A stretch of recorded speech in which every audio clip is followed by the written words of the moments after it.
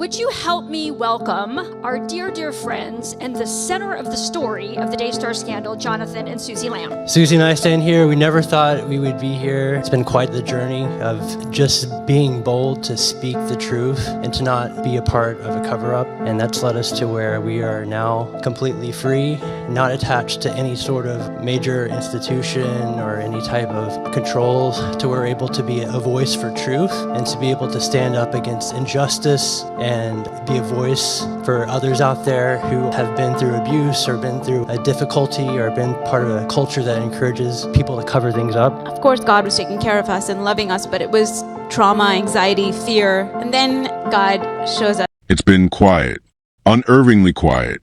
For months, the silence hung heavy. No updates, no appearances, no explanations. And then, out of nowhere, Jonathan and Suzy Lamb spoke. Not with bitterness, not with blame, but with something unexpected, something sacred. Peace, purpose, a beginning. For so long, their lives were woven into Daystar's fabric. The lights, the cameras, the platform, it was everything. Their legacy, their rhythm, their identity. But behind the polished smiles and the perfect framing, something shifted. Something broke. Quietly, deeply, and they stepped away. People noticed. People speculated. Where did they go? Why the silence? Theories flew. Rest, recovery, retreat. But the truth? They were listening. Not to the noise. Not to the crowd. To God. And now, after the grief, the questions, the ache, they're stepping forward. Not to defend. Not to reclaim. But to follow. To follow a whisper that's leading them somewhere new. Somewhere unfamiliar. Suzy shared a quiet post. Just a few words. But they landed heavy. We didn't expect this, but we know we're exactly where God wants us to be. No spotlight. No spectacle. Just obedience. Jonathan, once seen as heir to a broadcasting empire, is building something else now. Something smaller. Something quieter. But maybe, just maybe, something deeper. A ministry born not from a network, but from pain, from healing, from faith that's been tested and refined. They're not trying to rewind the tape. They're not chasing what was. They're embracing what is. And what's next? And isn't that what faith really looks like? This isn't just a departure from Daystar. It's a resurrection. A story of purpose found in the ashes. Of rebuilding when the foundation crumbles. Of trusting God when the map disappears. So, what is this new ministry? What stirred in their hearts? What gave them the courage? Stay close. The journey's just beginning. And it didn't happen overnight. Jonathan Lamb knew those halls like he knew his own heartbeat. Daystar wasn't just a building. It was his childhood playground, his spiritual training ground, his stage. He grew up beneath its lights, beside its legends, in the shadow of his father's sermons. It was home. It was destiny. Or so he thought. But something shifted, not in a dramatic explosion. No, it was quieter than that. It crept in during the stillness, when the cameras stopped rolling, when the lights dimmed, when the applause faded. That's when the whisper began. And Jonathan wasn't the only one who heard it. Suzy did too. His wife, his partner, began to feel the tension. A subtle unraveling. The piece they once wore like armor started to fray. They tried to ignore it. Tried to name it something else. Stress, fatigue, the cost of leadership. But deep down they knew something was off. And then came the silence. Not the kind that screams. The kind that settles in slowly. When conversations become cautious. When truth becomes a threat. When the sacred starts to feel heavy. They didn't want to see it. Couldn't. Daystar was more than a ministry. It was Marcus and Joni's legacy. It was sacred ground. But sacred ground can crack. And behind the scenes, cracks were forming. Words spoken in private didn't match the ones preached in public. Warmth turned cold. Trust began to bleed. Still they stayed quiet, until silence became unbearable. One night, Suzy sat alone on the living room floor. Everyone else was asleep, and she cried, not from confusion, but from clarity. She'd been praying, not for comfort, but for truth, even if it hurt. And something broke open. She told Jonathan, told him she couldn't shake the feeling. They were being called to leave, and his eyes filled, not with panic, not with resistance, but with relief. He felt it too, had felt it for a long time, but fear kept him silent. Because walking away from everything you've ever known, from family, from legacy, from a ministry the world reveres, that's not easy. But sometimes obedience means letting go. Sometimes God doesn't call you into the unknown to punish you. He calls you there to protect you. That's what Jonathan and Suzy came to understand. It wasn't a fight. It wasn't rebellion. It was release. So they left quietly, no statements, no dramatic farewells, just a decision made in prayer, sealed in peace. For weeks, they didn't know what came next. No posts, no updates. They unplugged from the noise and leaned into the silence, into God, into each other, into their children. And something shifted. The house that once felt like it was buckling under pressure began to breathe again. It became a sanctuary. And in that stillness, something beautiful began to grow. It started small. Conversations with trusted friends, Bible studies on the back porch, prayers whispered in the quiet. But those whispers carried weight. They turned into purpose, and purpose gave way to plans. They weren't done with ministry, not even close. But this time, they weren't building for applause. They were building for healing. They called it Renewed, a ministry rooted in restoration, a refuge for the broken, a voice for the unheard, a place where people could come just as they are, no masks, no pressure, no performance. Jonathan stepped into teaching again, but it was different now. No suits, no stage lights, just truth, raw, unpolished, real. Suzy became the heart of it all. She carved out spaces for women who had been silenced, overlooked, dismissed, spaces for moms, for daughters, for wives, to cry, to speak, to heal. Even their kids joined in, drawing signs, writing notes for visitors. It wasn't a production. It was a family. And people came, not because of marketing, not because of fame, but because they were starving for something real. And Jonathan and Suzy, finally free, were ready to give it. They began to share the stories they buried.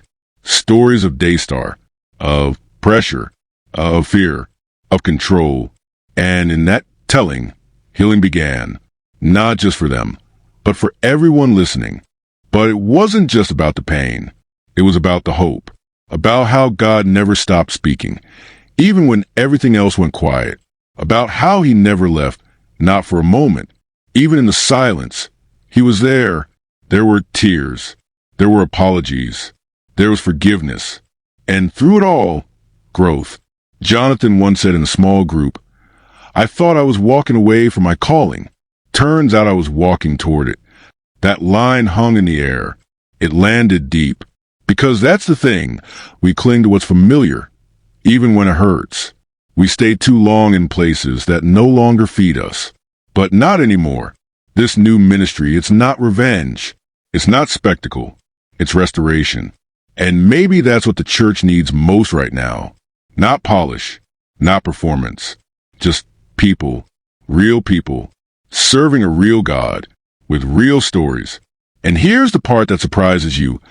Jonathan and Suzy don't speak with bitterness. They don't throw stones. They just tell the truth. And they let the truth do the talking. Because when your heart is clean, your voice carries weight. Their journey hasn't been easy. It's been marked by long nights, aching questions, and quiet doubts. But it's also been marked by miracles. Families restored, marriages healed, faith reignited. And through every twist and turn, they keep saying the same thing.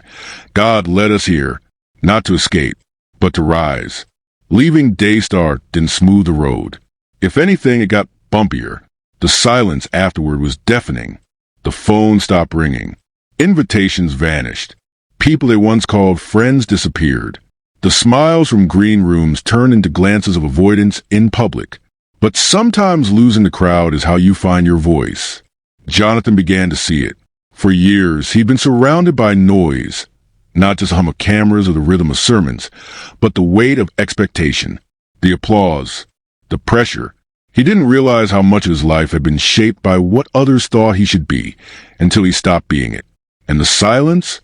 It hurt, but it healed. It was the kind of silence where you finally hear God again, where the whisper becomes clear, where the calling becomes your own. Suzy went through her own transformation. For years, she stood in the background, faithful, steady, the quiet supporter, while Jonathan carried the spotlight. She held the weight of the ministry in silence, behind the scenes. But when everything shifted, something arose. A voice, strong, grounded, unshakable. She began to write. Not posts, not captions, but reflections. Raw, unfiltered thoughts. Stories of motherhood, of fear, of faith that doesn't just survive the fire, but walks through it, scarred and still standing. And women listened. They messaged her in tears. Some said they could finally breathe again, because someone had spoken the words they'd been too afraid to say. That's when Suzy realized this wasn't just her healing. This was her calling. One night, after the kids were asleep, she and Jonathan sat down at the kitchen table. No spreadsheets, no branding decks, just a notebook and a vision. They wrote 3 things. Make space for truth. Make space for healing. Make space for God. That became their heartbeat. They called it the table. Not just a name. A picture. A place where everyone belongs. Where no one performs. Where every story matters. Where no seat is higher than another. It started small. A few couples gathered in their home, around a literal table. They ate. They cried. They prayed. Sometimes they laughed until their stomachs hurt. Other times, they sat in silence, just holding space with pain. And then the ripple began. Someone invited a friend, then another, then a neighbor, then a pastor, burned out and broken, then a single mom who felt invisible in every Sunday service she'd ever attended. No stage, no lights, no countdown clock, just people, real people, and God, right there in the midst of them. Jonathan began teaching again, but it wasn't preaching, not like before. It wasn't polished. It wasn't rehearsed. It was vulnerable, honest, human, and that made all the difference. Jonathan began to tell the truth, not the polished version, not the one wrapped in theology and applause. The real story of how his faith was shaken, of how he questioned everything, of how he felt abandoned by people, by purpose, even by God. And yet, in the wreckage, he found something deeper, a faith that didn't need a stage, that didn't need a crowd, a faith that survived in silence, that looked more like Jesus than anything he'd ever known under the lights. And people listened. They leaned in. They cried, not because it was dramatic, but because it was finally real. Suzy stepped into her own calling too. She started a small group for women who had been wounded by the church, silenced, ignored, spiritually manipulated. They called it Unseen, and it changed lives.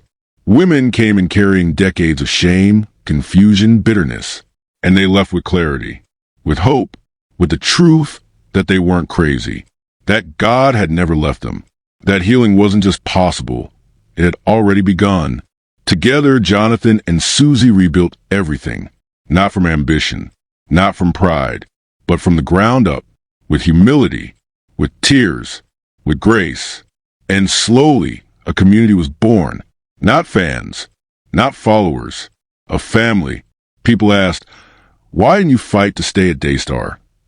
And Jonathan always answered the same way, because sometimes holding on is more dangerous than letting go. He wasn't bitter. Neither was Suzy. They had forgiven, truly, but they refused to pretend, refused to stay silent while others got hurt, refused to trade truth for popularity. That choice came with a cost. Lost friendships, gossip, public judgment. But the peace they found? Priceless. And the fruit? Undeniable. One woman hadn't stepped into a church in 10 years. Now, because of what Jonathan and Suzy were building, she worshiped again. A couple on the edge of divorce sat at their table and said, "This saved us." A man who walked away from ministry told Jonathan, "You reminded me God is still real." They weren't building an empire. They weren't chasing virality. They were building a refuge, one story at a time. They were just trying to be obedient. And in that obedience, God moved. He sent them unexpected provision. Doors opened they never expected. Peace filled their home like never before. Their children laughed louder. Their marriage grew stronger. It was like breathing again after being underwater for too long. And now with everything they've learned, everything they've lived through, they have one mission: to make space for others to come alive again too. That's why they keep going. That's why they open their home. That's why they speak the truth, even when it's uncomfortable. That's why they believe more than ever that God is not done. They don't need a title. They don't need a network. They don't need approval. They just need God. And He's been faithful. So if you've been hurt, if you've walked away, if you feel like your faith is hanging on by a thread, maybe this story is for you too. Maybe you're not at the end. You're at the beginning. Because just like Jonathan and Suzy said, God led us here. And maybe He's leading you too. If this story touched you, don't forget to like this video and share your thoughts in the comment section below. We'd love to hear from you. You're not alone in this. Let's keep healing together, one story at a time.